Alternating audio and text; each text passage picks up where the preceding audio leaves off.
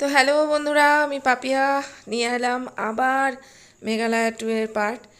তো আমরা সেভেন সিস্টারে কিছুক্ষণ দেখার পরে আবার ওখানে সেই আগের মতো মেঘলা হয়ে গেল। তো সেই কারণে আমরা ওখানে আর কিছুই দেখতে পাচ্ছিলাম না। তবুও আমরা কিছুক্ষণ ওয়েট করেছিলাম যদি আবার একবার দেখা যায়, কিন্তু এতটাই মেঘ হয়ে গেছিলো আর সন্ধে হয়ে যাচ্ছিল, সেই জন্য আমাদের ড্রাইভার দাদা বললো এবার হোটেলে ফিরতে হবে। তো আমরা তারপরে চলে গেলাম হোটেলে।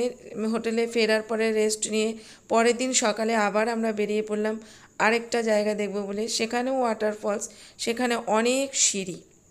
Habibi come to Meghalaya.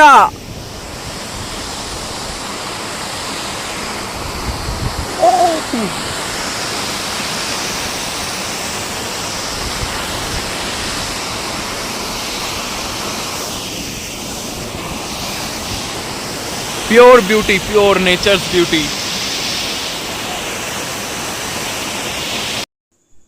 তো দেখতেই পাচ্ছেন আমার ছেলে ভিডিও করেছে। এই জায়গাটাও খুব নিচে, অনেকটা সিঁড়ি ভেঙে যেতে হয়, প্রায় 300-350 সিঁড়ি। আর আরেকটা দিকে যে আছে সেটাও প্রায় 3000 সিঁড়ি। তো আমরা একটাই নেমেছিলাম যেটা 300-350 সিঁড়ি, আর এটা আমি অনেক উপর থেকে নিচে ভিডিও করছিলাম, নিচে আমার ছেলেরা ছিল।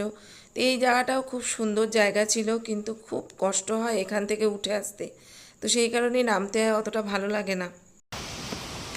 হ্যালো, এখন আমি আছি একটা ওয়াটারফলসে।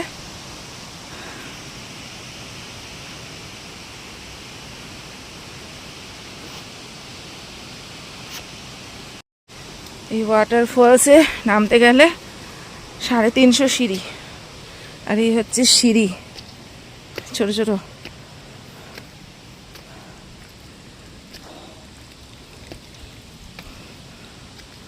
চারিদিকে জঙ্গল,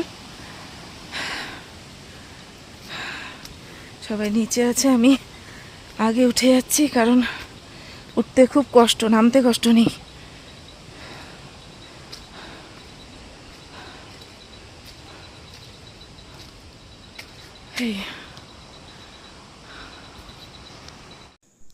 তো আমি অনেক কষ্টে রেস্ট নিয়ে নিয়ে উঠেছিলাম, কারণ এক নাগারে অতদিন তো জার্নি করছি, সেই জন্য শরীরটাও আর ক্লান্ত হয়ে যাচ্ছিলো, আর পারছিলাম না। প্রথমে যতটা উৎসাহ নিয়ে যাওয়া যায় লাস্টের দিকে অতটা থাকে না। তো সেই কারণেই খুব কষ্ট করে আস্তে আস্তে রেস্ট নিয়ে উঠছি। সবার আগে উঠেছি যাতে সবাই আমি আগে না উঠে যায়, আমার জন্য দেরি না হয়ে যায়, তো সেই কারণেই আগে ওঠা। তো জায়গাটা এত সুন্দর, এই ক্লান্তি এই সব কিছুই আমরা ভুলে গেছি। তো দেখা হচ্ছে পরের পার্টে।